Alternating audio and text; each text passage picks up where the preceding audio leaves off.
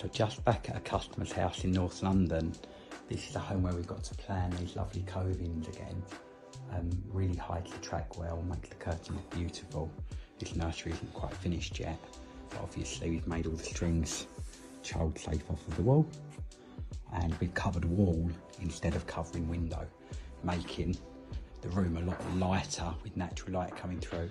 We've also used one of our sheer roller blinds behind, so that means no one from the houses behind can see in. Sorry, there's still scaffolding up, but we can see out. But it also frosts the view, so although at the moment you've got the building stuff outside and so on, it just softens that view and makes it look so much nicer.